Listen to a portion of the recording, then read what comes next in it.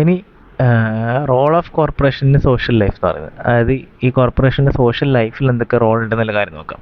അതിൽ ഒന്നാമത്തത് foundation of social ലൈഫാണ്. അത് ഈ ഒരു കോർപ്പറേഷൻ എന്ന് പറയുന്ന സാധനം സോഷ്യൽ ലൈഫിനെ പോസിബിളും അതേപോലെ തന്നെ ലിവബിളും ആക്കും. അതായത് ഈ ഒരു സൊസൈറ്റിയിൽ ജീവിക്കണം എന്നുണ്ടെങ്കിൽ കോർപ്പറേഷൻ എന്ന് പറയുന്ന സാധനം ഉണ്ടായേ പറ്റുള്ളൂ. അതേപോലെ തന്നെ it arises when people recognise common interest and the time intelligence and self control to work together. അപ്പോൾ ഈ ആൾക്കാർക്ക് എല്ലാവർക്കും ഒരു കോമൺ ഇൻട്രസ്റ്റ് വേണം, അതേപോലെ തന്നെ അവരൊരു ടൈമും ഇൻ്റലിജൻസും അതേപോലത്തെ സെൽഫ് കൺട്രോളും വേണം. എന്തിനു വേണ്ടിച്ച്? ഈ ഒന്നിച്ച് വർക്ക് ചെയ്യാൻ വേണ്ടിയിട്ട്. പിന്നെ അതേപോലെ തന്നെ ഈ ഒരു കാര്യം എന്ന് പറയുന്നത് ബയോളജിക്കലും അതേപോലെ തന്നെ സൈക്കോളജിക്കലായിട്ടുള്ളൊരു ആവശ്യമാണ്. അത് ഈ കോർപ്പറേഷൻ എന്ന് പറയുന്നത് എസെൻഷ്യലാണ്, സർവൈവലിന് വേണ്ടിച്ച് എസെൻഷ്യലാണ്.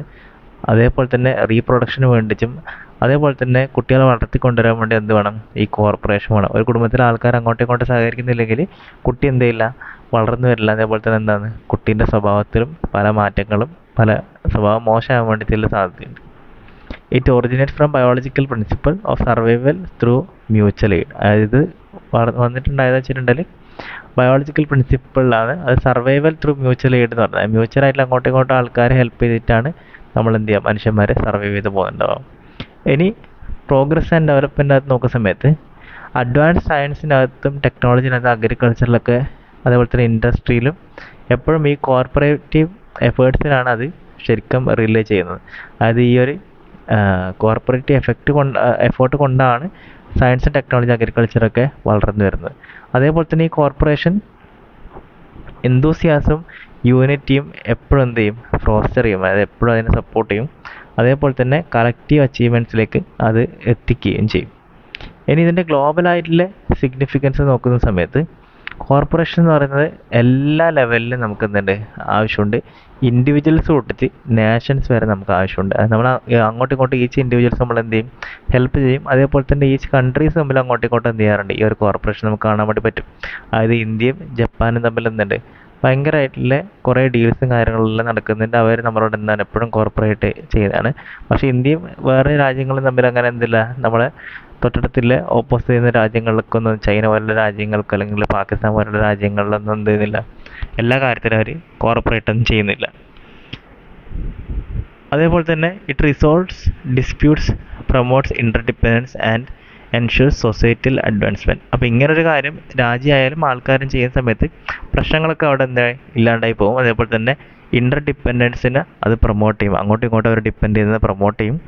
അതേപോലെ തന്നെ ഇൻ്റർഡിപ്പെൻഡൻസ് പ്രൊമോട്ട് ചെയ്യുന്ന സമയത്ത് നമുക്ക് ചില സമയത്ത് എന്ത് കിട്ടും, നമുക്ക് പെട്രോളോ കാര്യങ്ങളെല്ലാം വേണമെങ്കിൽ ആര് തരും, നമുക്ക് റഷ്യ അല്ലെങ്കിൽ ജപ്പാനൊക്കെ നമുക്ക് തരുമായിരിക്കും.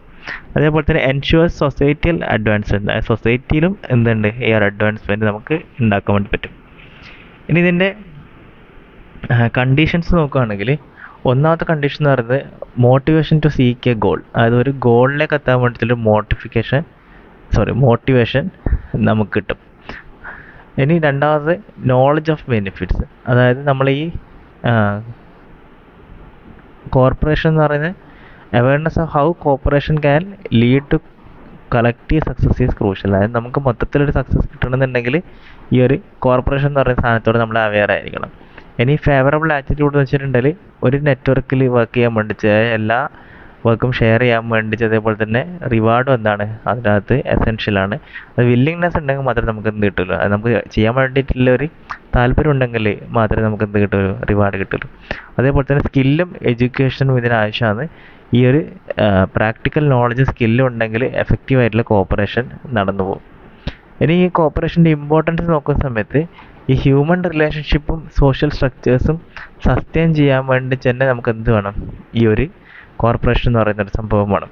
അതേപോലെ തന്നെ ഈ കോർപ്പറേഷൻ എന്ന് പറയുന്ന സാധനത്തിൻ്റെ പ്രോഗ്രസ് നമുക്ക് കാണണമെന്നുണ്ടെങ്കിൽ അത് എപ്പോഴും ഡിപ്പെൻഡ് ചെയ്യുന്ന യൂണിറ്റിയിലും അതേപോലെ തന്നെ കളക്റ്റീവ് എഫേർട്ടിലുമാണ്. പിന്നെ അതേപോലെ തന്നെ കോർപ്പറേഷൻ എന്തിനെ സ്ട്രെങ്തൻ ചെയ്യും, നമ്മൾ ഡെമോക്രസീനും ഗ്ലോബൽ ഹാർമണീനും സ്ട്രെങ്തൻ ചെയ്യും. കോർപ്പറേഷൻ ഇല്ലയെന്നുണ്ടെങ്കിൽ സൊസൈറ്റി എന്താവും, അത് സൊസൈറ്റി അങ്ങനെ തന്നെ ഡിക്ലൈൻ ആയി പോകും. അതേപോലെ തന്നെ ഈ ഒരു കോർപ്പറേഷൻ എന്ന് പറയുന്ന സംഭവം ഒരു ഹ്യൂമൻ പ്രോഗ്രസ്സിനും സോഷ്യൽ കോഹഷനും ഭയങ്കര എസെൻഷ്യൽ ആയിട്ടുള്ളൊരു കാര്യമാണ്. ഇത് ഭയങ്കര ഇമ്പോർട്ടൻ്റ് ആണ്. എക്സാമിന് എന്തായാലും ഇതിനകത്ത് നിന്ന് ക്വസ്റ്റ്യൻ ഉണ്ടാകാൻ വേണ്ടിയിട്ടുള്ള സാധ്യതയുണ്ട്.